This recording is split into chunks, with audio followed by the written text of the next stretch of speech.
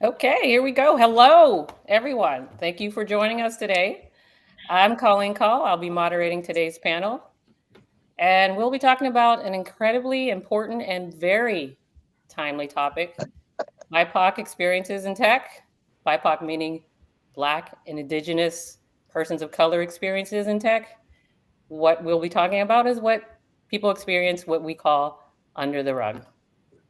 Specifically, we'll be diving into issues like bias representation and the need for strong allies in the cloud native space. So, we'll explore not only the challenges we face, but also actionable ways that we can all help create a more inclusive and diverse tech industry. Now, I'm enjoyed. I'm joined today by a group of incredible panelists, some old friends, not too old, some new friends, Marina Ujay, Adriana Viela, Courtney Nickerson, Will I Am Rizzo, and my new friend, Mark Campbell Vincent. We'll share our personal stories and perspectives, and so we'll just get into it. Before we start, I just want to make sure that you guys know what is going on with the scheduled panel conversation, which is 60 minutes. We'll start with the intro, personal journeys of the panel, and then move on to a few topics and Q&A during and toward the end. So, before we dive into that conversation, I want to quickly share some eye-opening statistics, recent developments with D&I within the tech industry. So, policy shifts. This shouldn't be strange to most people who are dealing with current events. The US government has enacted an executive order directing federal agencies and contractors to eliminate diversity, equity, inclusion policies. Corporate decisions. Major tech companies, including Meta and Microsoft, have recently scaled back or eliminated their DEI programs.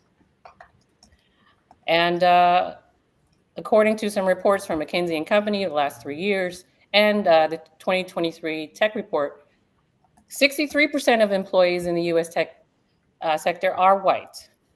20% identify as Asian American, 8% Hispanic or Latino, and 7% as Black.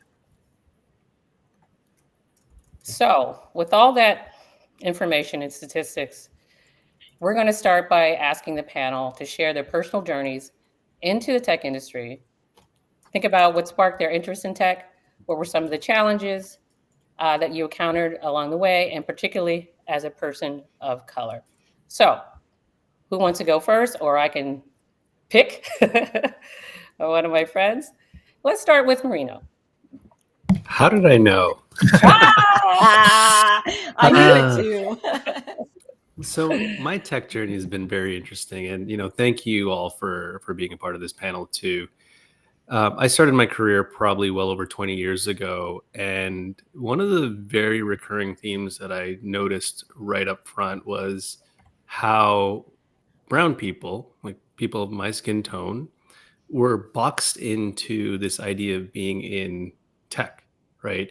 If you are Indian or I'm of Sri Lankan descent, but if you're of that color, it's automatically assumed that you're going to be in tech and you're going to be of some kind of position that does a lot of engineering work, right? And there's an automatic assumption that you're also somewhat smart. I'm not that smart, but I can navigate my way around tech. But something that was very interesting throughout my career that I noticed was how job applications were handled. And I'll be a little vulnerable here. I actually underwent a name change probably about 10 years ago. One that just adjusted my last name, it shortened it, and also shifted around my middle name to my first name. And there was a reason for that. It was because I noticed that when I was applying to jobs, my original traditional name usually got passed up pretty quickly. And that sucked because as someone that has worked really hard throughout their career, especially in school, to land some really good opportunities, the name was always one that affected my opportunity or affected my ability to gain that opportunity. So I'll give you a good example. There was one time where I submitted my resume with my original name and then my resume with my current name, Marino. Guess which one got picked? exact same resume, right? And that was very eye-opening to me in the sense that, folks out there that are hiring prefer someone that didn't sound like they're from another country. What's also interesting is there were times where I would hop on calls with interviewers, hop on calls with end users, and they would be surprised to see how well spoken I am, for the fact that I didn't have an accent. And I'd question them and be like, why would I have an accent? I was born in Canada. I learned English as I was growing up from the moment I grew up. Yes, I understand a little bit of Tamil, but I don't really speak it. uh, but why would you assume that I wouldn't know how to speak fluently in English? And they'd be taken aback, and they'd probably try and backtrack a little bit and say, hey, I didn't mean it like that. And I'd kind of sit there and wonder, like, what's really going on in your mind there? Because I am just another individual out here who is trying to make their way through tech. And to kind of see that level of, I'd call it microaggression, was kind of hurtful early on in my career. Um, I've since gotten past that because I've worked really hard to build a bit of a brand for myself and build up my community and just really make a lot of different like connections throughout my life. And people start to realize, like, despite the fact that my heritage, my parents were from Sri Lanka, that doesn't really change me as an individual. I still offer up the same level of capability, the same level of drive. I still do things. I still get stuff done. I don't want to use any swear words here, but I still work to get stuff done, and I move things and make things happen, right? But I still feel that as I go along my career, I still feel that folks out there might assume that I'm Indian. I'm not Indian, for one. And that I tend to align to certain cultures and certain practices and the way things are done, but that's not really the case. I grew up here in Canada. I was born here, and not to say that there's anything wrong with Sri Lanka or anything like that, but it's just the way I grew up.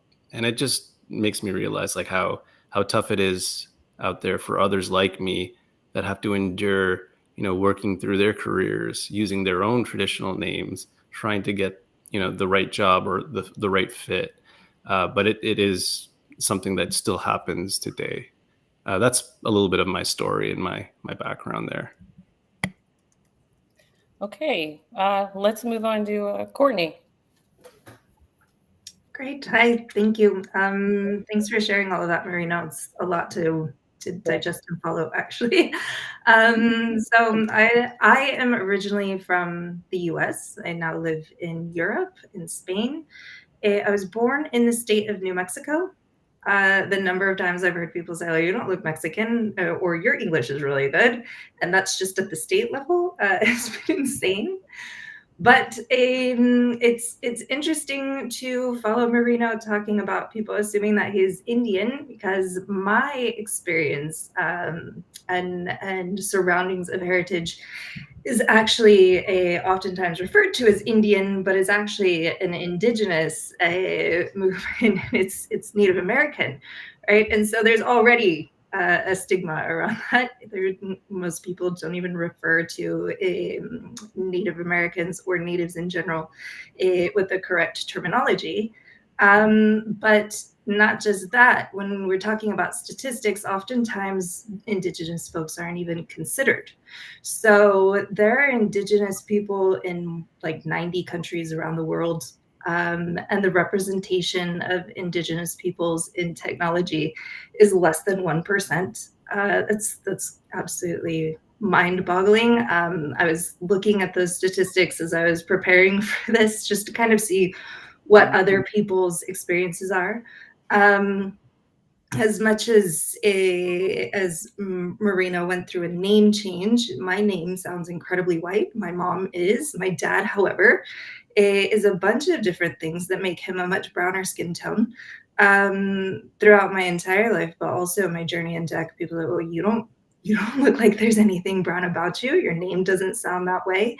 And so oftentimes it's difficult to fit in both worlds, the world that I apparently look a lot more like and sound a lot more like, and however have had different upbringings and experiences, as well as the world of other underrepresented groups, because everybody just assumes that I don't actually belong in that group.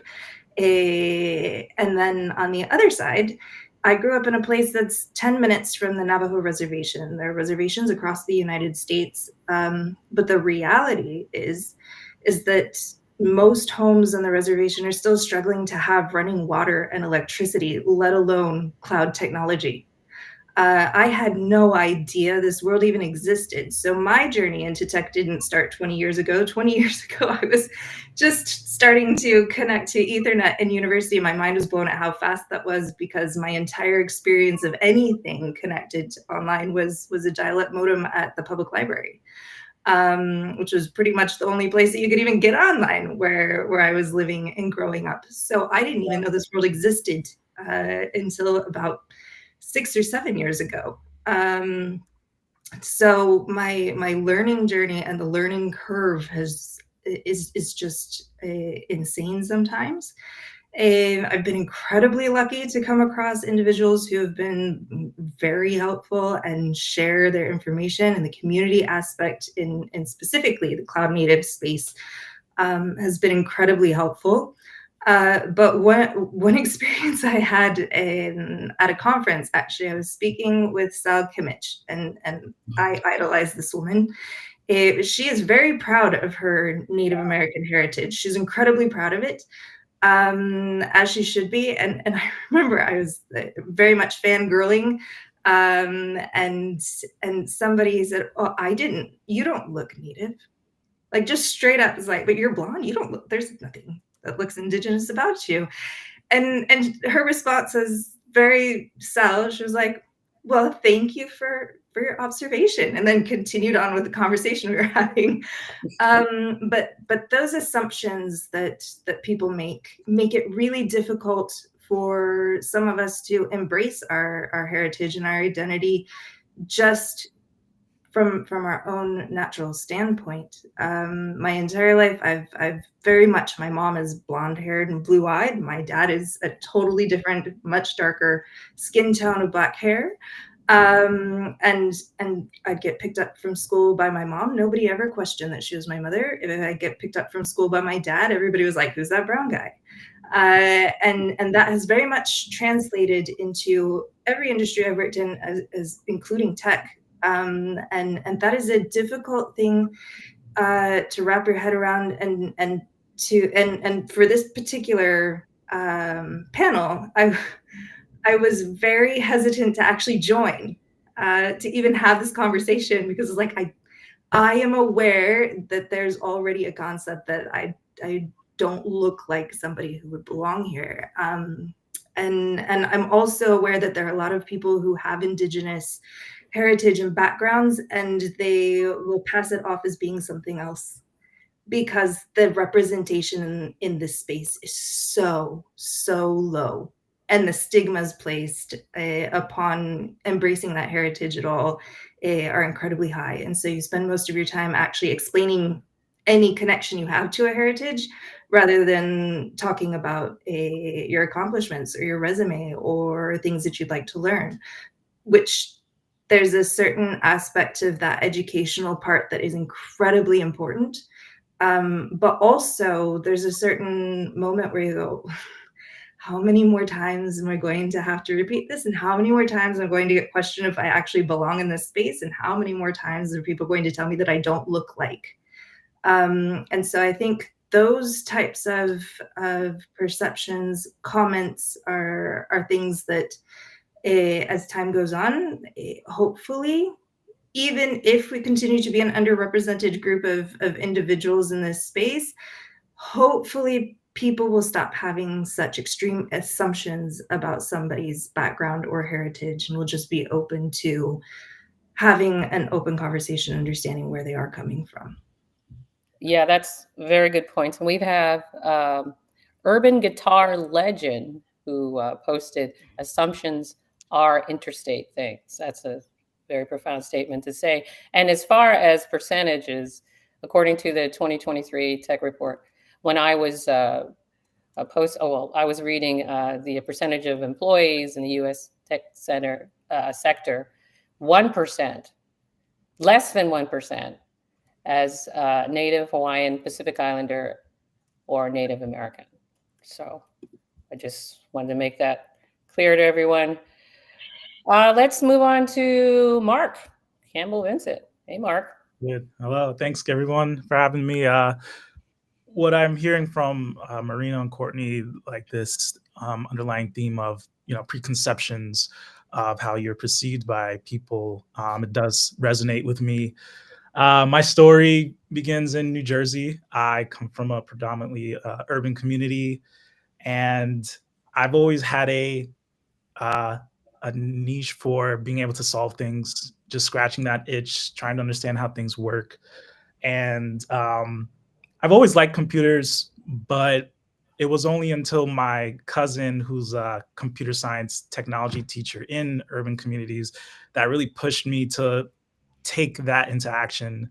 And being young and not listening to your elders, you're like, I'll think about it. But deep down, I listened and I took that on, and I was like, you know what, I'll go on and go to university and see how it works. And she was completely surprised, like, wow, you do listen.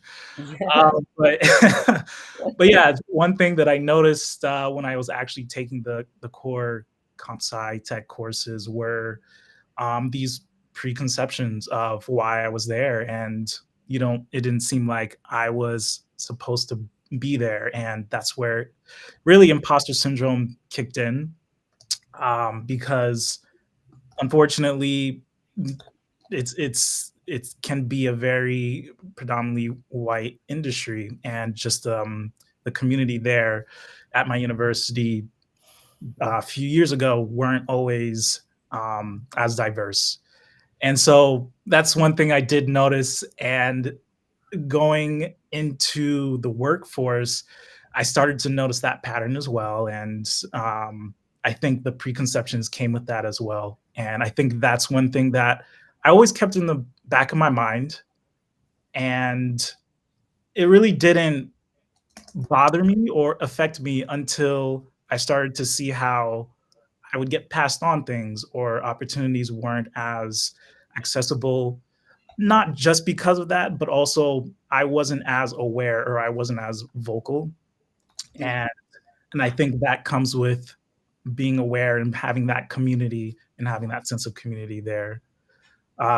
So I've been in the tech industry for roughly 6 to 7 years, and I think that overall, I've always started to notice that there are these barriers when it comes to how people perceive you, where those opportunities lie, and being able to find that sense of community to make sure that you can vocalize how you feel, and to um, have more of that sense of belonging so that you can make a difference. So overall, yes, the preconceptions can definitely be a limitation.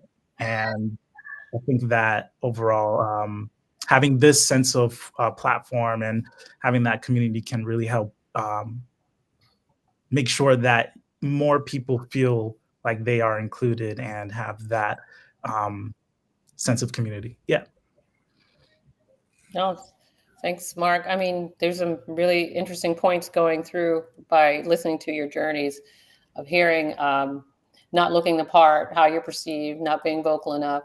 That's why I think it's important for people like you all to, when we go to these events or when we're in the Slack communities, to just show up to make sure that people know you're here and we're not going anywhere. So with that in mind, let's start with Adriana Viela, who is awesome with her podcast, Geeking Out, one of my favorites. And Marina, you have to tell us more about your new podcast as well. But Adriana, please. Yeah. It's interesting. I love hearing everyone's stories. So I am originally from Brazil. I live in Canada right now. I'm an immigrant. I've been in tech for 24 years, and I got into tech because of my dad. He is of the time of punch cards, and has been one of those people who just like evolved with the times. He's 70 and learned Rust for fun, and now creates his own Rust crates, Wow. which have had a fair number of downloads for someone who's known Rust for 2 years. So that's my background. Now it's it's interesting hearing Courtney's story, because fun fact, in Brazil I'm considered white, in Canada I'm not, which is really interesting. People's perceptions of that. And like I moved to Canada when I was 10, but I probably don't have an obvious accent when I speak, because I learned English when I was 3, when my family was living in the States.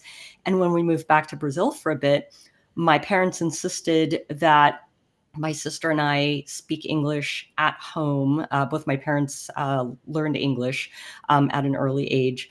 And they insisted that we speak English at home and go to English speaking schools so as to not lose our accents. Because for my mom, who had an accent when she spoke English, it was so important for us to not have accents, because there's so much bias that comes from having an accent, unfortunately. And she experienced so many of those biases herself when she was alive.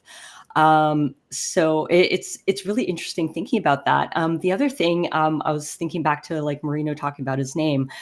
So for the longest time, when I lived living here in Canada, I used to go by Adriana when telling people my name, but I've in more recent years have tried to embrace more of the Portuguese pronunciation of my name, so going by Adriana instead, because I've realized that I've been living in Canada for 35 years, and living here for so long, I'm kind of caught between these two cultures, right?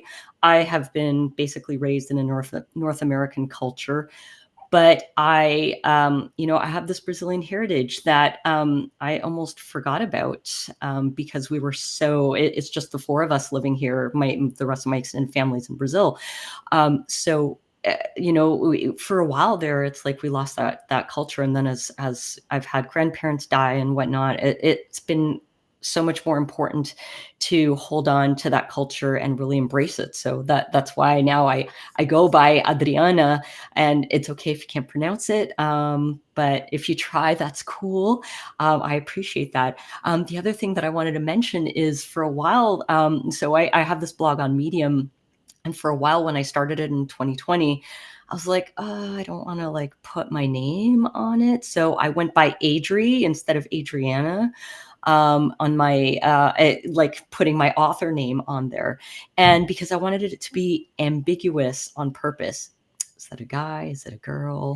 Especially because like my blog is a technical blog. So I thought, well, people won't take me seriously talking about technical things if they know it's coming from a girl. And it's interesting how we have those perceptions around, like, oh, you're a girl and you're doing technical talks. Like I once was at a meetup giving a technical talk, and talking to someone beforehand, before the meetup started.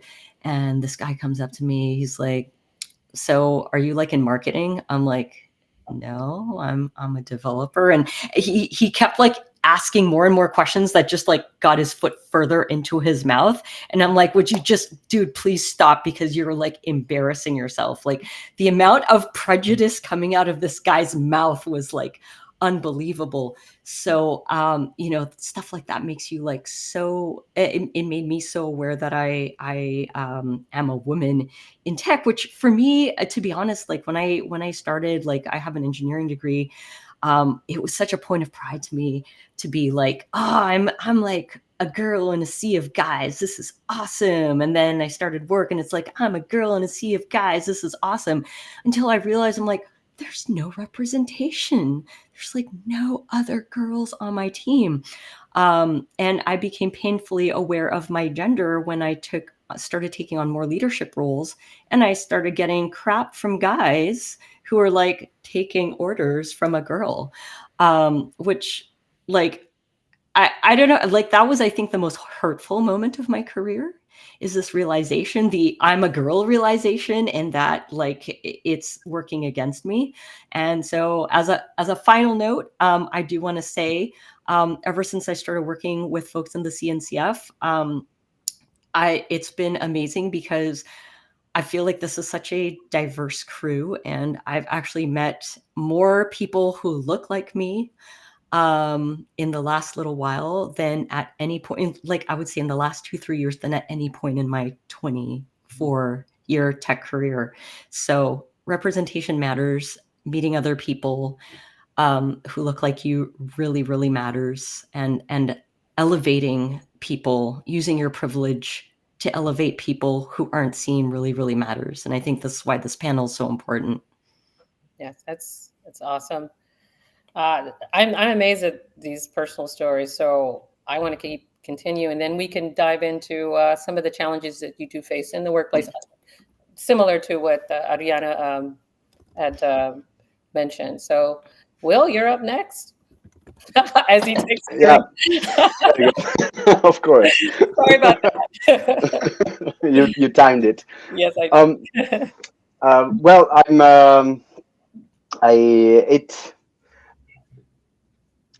everything that I heard so far, it resonates so much, and of course we all think that somehow our problem is unique. But right now, I felt like what Marino said about the name. I felt, of course, Courtney, Mark, absolutely. I feel like he went through what I was going through, but I I I do not know really how in the States you guys experience it. When I say I don't know, I mean I have not felt it in my skin, right? I can tell you where I grew up. Where I grew up is still sometimes quite a discriminatory, not to say plain racist place, and I had to go through. I had to go through biting a lot of dust a lot of times uh, to get where I wanted to be, and obviously fall short a little bit. Right, that's the place where I want to be. I'm just here, I'm just falling short, falling short, and um, but the the thing is that I didn't have that experience, and that's also maybe I wish I had that experience of Marino of his name, right? It's Yeah. very important. I mean, he sends out a CV. His name is what it is, and that CV is going to be scored differently just because the name. It's not even before reading the skill set, right? Even before reading the experience, whatever. That's just the name. I didn't have that because my name it's an English name and an Italian last name. So my father was an is mixed Ethiopian and Italian, but he's an immigrant in Italy, and my mother is fully Eritrean, so that makes me a quarter Italian. Um, the the the reason why my name is English is because at the registration of my name, the person that needed to register my name, that was an African name that my mother wanted to give me because she's African, that person could not spell it. So, and my mother, being an immigrant mother, she did great things, but she knew what she knew. She couldn't read or write, so she said she switched to the next name that she knew, that it was William, and that person could spell William, and so wrote William. So that's why I didn't have the same experience as Marino. So I was lucky on that side. But the problem is that when I would show up at the interview, that long time ago, you would actually be in person, not online. So the I could see and I could sense, and some of you might know exactly what I mean. I could see the look and I could sense the the that's something. It was not gonna fly my way. Let's put it that way. Um, and uh, and to be honest, that's maybe what you don't expect me to say. Um, I actually liked it. I actually liked to be. It was painful, but I liked to be discriminated. I liked it. I liked it to be treated differently because I was different. I was better. I was better in everything. So I need to be treated differently. So all those experiences that I had with those individuals, those organizations, just made me better at what I am and what I do, and made me work harder. All the time made me work harder. Um, but I don't want that to happen for my kids, right? I don't want this experience to go on for my kid. So somehow we are parents. We feel stronger. We feel like we can take it, but my kids don't need to take it, right? Um, I also was part of some groups, of course, right? And in my life, some friends, some sport groups, and whatever. And what I heard something that before from Courtney, um, about belonging to the community, right? It's something that you all said somehow. Um, I thought I always thought that also me, I want to be in a group. I want to, but like I said before, I want to be here, and that here is work success or friendship or relationship, whatever. That here is whatever you put in your mind, but it's a belonging, right? But in reality, there is where we want to be and where we are embraced. So there is the community that we want to be in, but there is also the community that embraces and celebrates our differences, if there are any of such differences, right? There is that community that says, "Hey, yeah, come around. Who are you? And really, you are Native American? Whoa, tell me about it. I want to know. I don't know anything about it. I want to know it." I mean, I, I tell you, yeah, you don't look Native American, not because I expect you to be different, but just because, wow, you are not like me. So tell me all there is to know about what you are. I want to know all about you. So that's the difference, right? So the what I gather also from what you say and from what I think is that we have there is a difference that I still like, that our business card is is our appearance. Our business card is our name, yeah, like Marino, or is our accent. So before we get to actually talk about what we might want to talk about to get that job or to be successful, we have to get our business card accepted. Whereas someone someone else will put on the nice dress or the nice suit, uh, and will say, "Yeah, I passed the business card part." We don't. We have to go through the appearance, and of course, we are people that like our hair to have a certain look. We want to look in a certain way. We want to wear glasses that are in a certain way. We it's part of our culture to be that way. So when somebody says, "Oh, I love your hair," or "Your hair looked cool," that they they don't see that as a microaggression. We know that is a microaggression. Um, what I think is, how much are we willing to walk further after the microaggression, or how much energy do we want to spend to address it? I think that's the only balance, right? Um, but yeah, that's this all this. I think this is all I want to say, Colleen. It's before I cry. No, I'm not crying. I'm joking.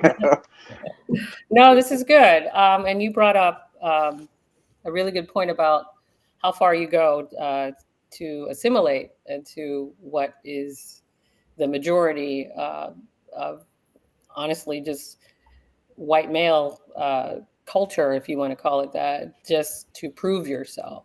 And quickly, just since I'm the only Black woman on the panel and I am moderator, so that I will slip in a few things about myself, but I don't come from the tech space. I come from hospitality, and I loved it. I come from a bunch of uh, fields like healthcare, or, and again, like hospitality.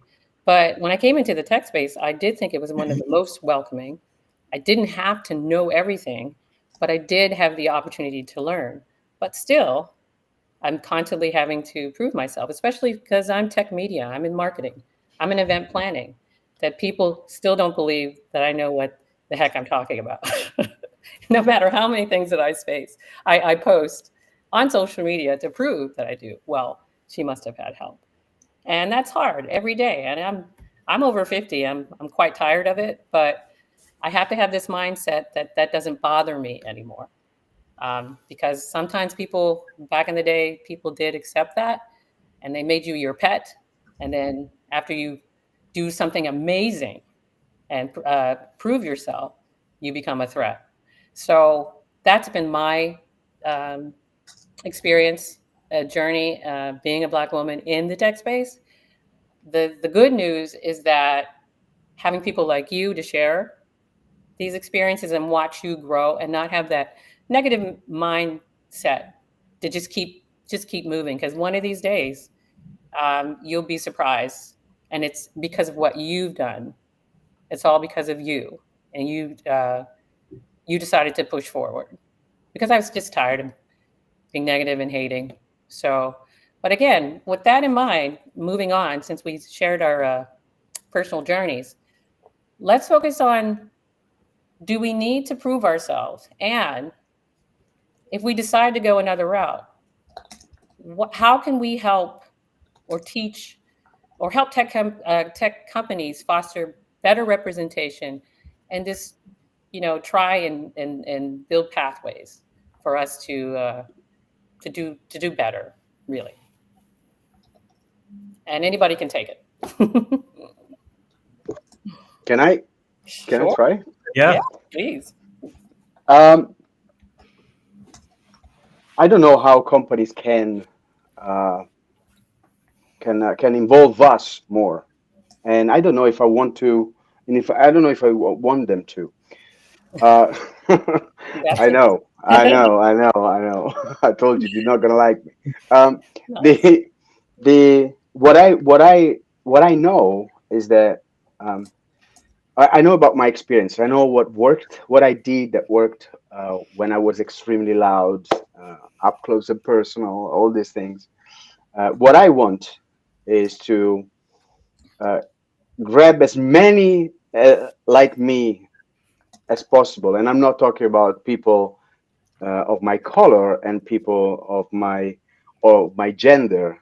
I'm talking about people that feel that they have to work harder to achieve what they want to achieve, and work harder with them, and show them and put them on the stage of whatever it is that they want to do, and what or they want to achieve, and give them, not, I'm not saying coaching, but help them out to achieve what they want to achieve, and to be as loud as possible. The organization, if if the culture in an organization is a culture that is not inclusive, we're not going to change it from outside.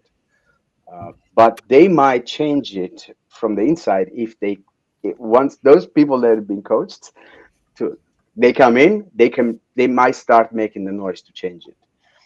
And again, going back to the point before, if a community is not welcoming you, maybe it's not the community where you want to be in the first place. So Good point. it's Very well If I said. may add, I, I would say, like, for me personally, like, one of the things that I tried to do when I was in that kind of a position, like when I was a manager and hiring people into my team, I always made a point of making sure that we had a diverse group of people on the team. Because what I've always found is my most successful teams were always the ones where it wasn't like a homogeneous team, right? Because that way, like, the one thing we all have in common is our differences, and it's always such a treat to be able to, like, learn from different backgrounds and cultures.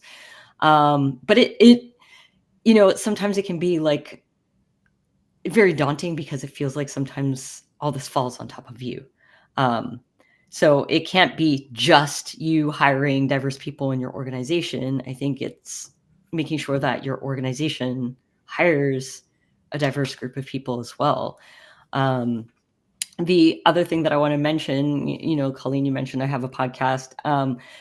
One of the things that I tried to do in my podcast is I try to bring on people from diverse backgrounds, from underrepresented backgrounds, because again, like I'm in a position where I can elevate people's stories. So I want to be able to continue to elevate people's stories and introduce people to the community that would normally not get a voice. And I think that's really important. And then final thing, which is, if we have the opportunity to do speaking engagements or be on podcasts or be on panels, if you're up for it, I would encourage you, especially if you're from an underrepresented group, I encourage you to do those things, because showing up tells other people who are in a similar situation, like, hey, that person looks like me. I can do this too. And I think that's the most important thing, is being able to see people who look like you.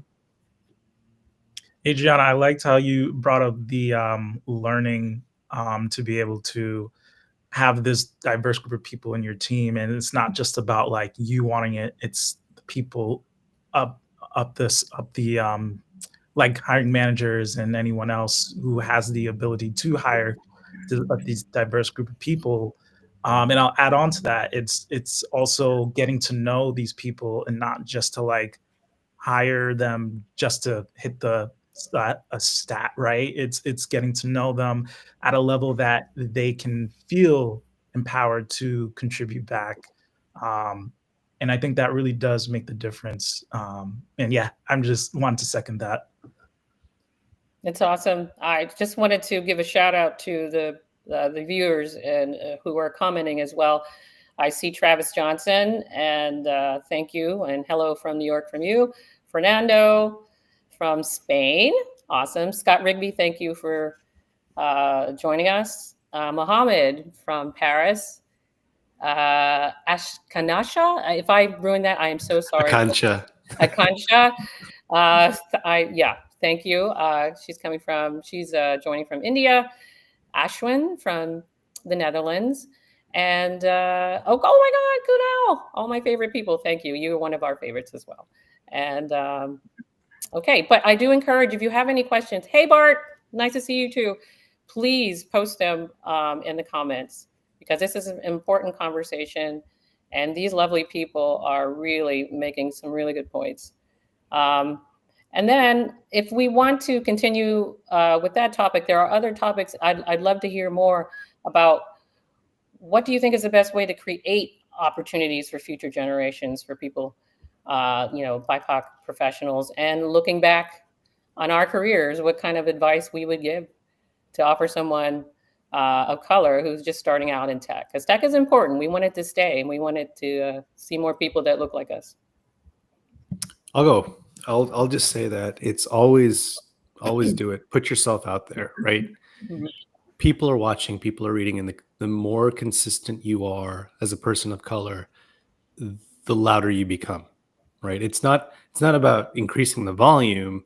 It's literally being consistent and showing up wherever you can to any kind of event, even these kinds of events as well, whether you're going to participate on that panel or you're actually going to be an audience member. By showing up, it really shows that you care. Like it means that you're willing to take that time out of your schedule just to demonstrate that you care, whether you're a person of color or Black or Indigenous, or you're even an ally, right? Showing up is half the battle. The other part of it too is amplifying other people's work, right? If you see someone that's, part of that BIPOC community, amplify their work too, right? Take that extra step to just not only like it, but repost it wherever that piece of work shows up, because it goes to your network, right? And then your folks in your network get to see some of the great work in that's thriving in your network alone. The last thing I'll add is, I did 2 Coop huddles last year and the year before, and One thing that I noticed is the success came out of something that Adriana said. You said it, right? Like if you have a very diverse team, your event, whatever it is, will be extremely successful. And to me, that's what made Kubhuddle successful. I didn't even think about, the fact that we had such a diverse group until I started to look at the pictures. I started to realize, who's been contributing in so many different ways. That goes so far. So I encourage you, if you're running an event, really think about the diversity in your organizational group. Think about how you can include others to be a part of that cause and really spread that awareness too, because it's the little things that really tend to add up and have significant impact down the line.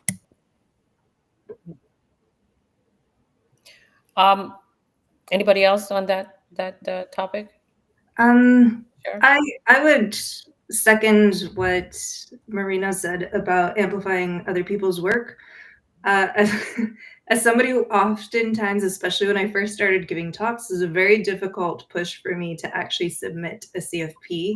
The first time, to be completely transparent, the first time I got a talk accepted, I did not submit the CFP.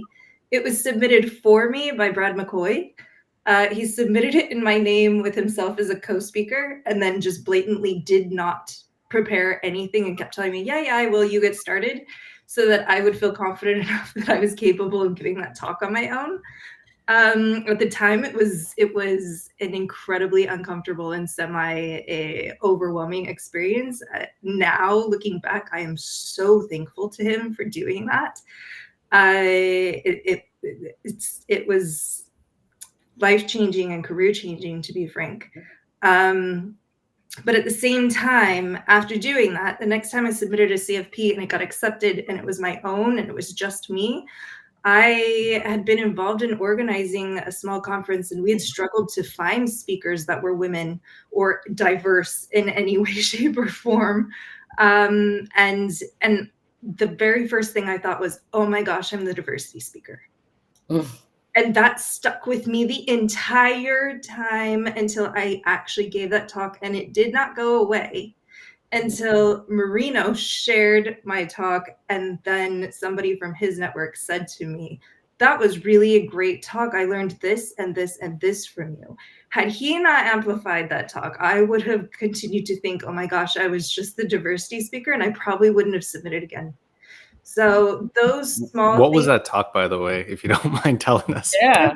The first talk I gave at Rejects, you shared the recording of my Rejects talk about bridging the gap between dev and ops with policy as code or something. And it was you and Tim Banks. You both shared the recording of that talk. And I got feedback from people who didn't look anything like me. Were saying, I learned this, and this is a really great talk. Otherwise, I truly am not sure I would have continued to submit. So those small things are not small to the person that you're helping and that you're amplifying their voice. And the other thing that I think I'd like to second in what Marino said about getting out into community and that representation is important. It's not just the cloud native community or the tech community that you're working in. It very much is go back to your secondary school or your primary school. Create an event there when you're home on the holidays, when you're doing other things. Go to schools that are in your area. Talk to other people. In my particular case, also, I'm a mom. There is a stigma around being a mother, which is very unfair because men also struggle with balancing their life with their children, but dads are rarely considered. This is very much a stigma on mom. She's not going to show up. She's going to be overwhelmed. She's going to take too many days off. There's so many things. But I spend a large amount of my time telling, especially people who are single mothers, you should learn to code because you can do that from home and you can combine it with your family life and you'll be good at it, right? There's a whole other set of community demographics out there that have nothing to do, as much as I love and am very involved in CNCF communities.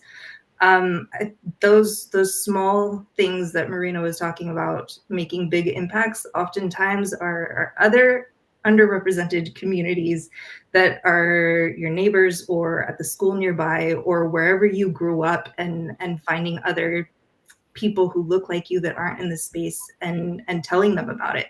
Because oftentimes people don't even know. They don't even know that there are opportunities to be in tech or how they would fit there. And also, I don't have a technical background. I got into the space through sales and marketing, and have moved into more and learned extensive amounts of tech because people have been very helpful. But there's also tons of space out there that doesn't have to be technical, where other people can fit and still bring the impact of their diversity and their different backgrounds into this space and make a difference. And so I think in terms of representation at company levels and other things that we can be doing, we can look at other people who are around us that might not be in technically backgrounded, but are doing other things with their life, and tell them about opportunities to work in companies and bring their skills that might not be technical, but also bring their life skills that are representative of underrepresented groups in the space.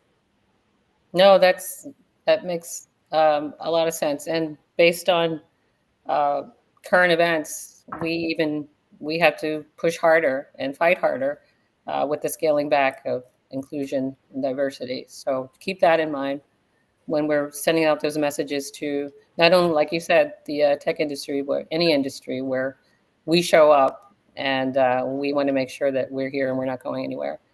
There is a question from DV. Are there any CNCF projects focusing on AI-driven solutions for cloud-native challenges? Now, I'm not sure how to answer that, but can anyone possibly respond to? I'm thinking cloud-native challenges as it relates to what we're talking about. But if there's something that I'm missing, please let me know. I'm not fully understanding the question either. Oh, okay. All right. Well, we can get back to you. If DV can, yeah. if DV, if you can put a little bit more context, that would help. That, or DM one of us on LinkedIn if you'd like to, and we could probably help you with that answer. But we are hitting the 8-minute mark, so go ahead, Will. Colin, I would like just like to say something really quick. For those, I mean, we want to give a tip to people to be more successful. I think the very first thing that would help is get comfortable being uncomfortable, because being out there, putting yourself out there in the middle of the conversation, in front of an audience, even a project within an organization, sharing your idea, which you should always do, it's uncomfortable because we are challenged. When we are challenged, we get raw feelings, and when we get raw feelings, we sweat and we become smelly. But it's okay. It's all right. It's part of the success. Falling and being smelly is part of the success. So you should get comfortable that sometimes when you work hard, you sweat. So you just do it. Just keep it, and find people, like Marino said, like Adriana, like everybody said, find people that look or think it like you, and ask for help. Yeah. And the BIPOC is a great place to ask for help, because we all want to help. That's true. That's all. Really, really wonderful words of wisdom, Will. How about Mark? Do you have anything you want to? Yeah, definitely.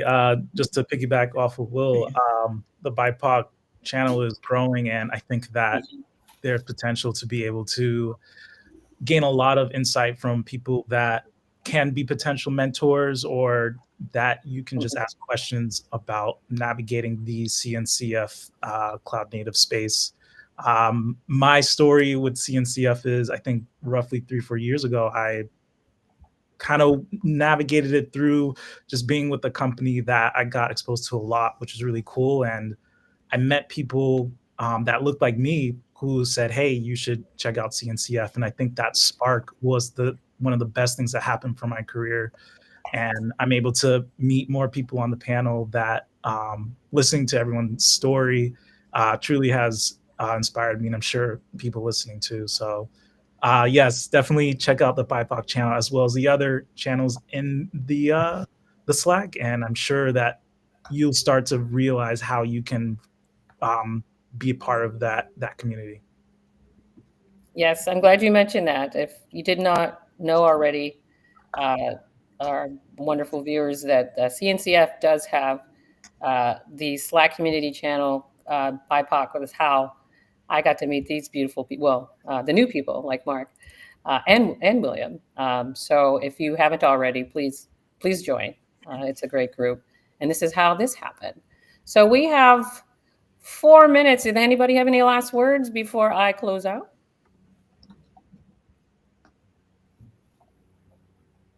Okay.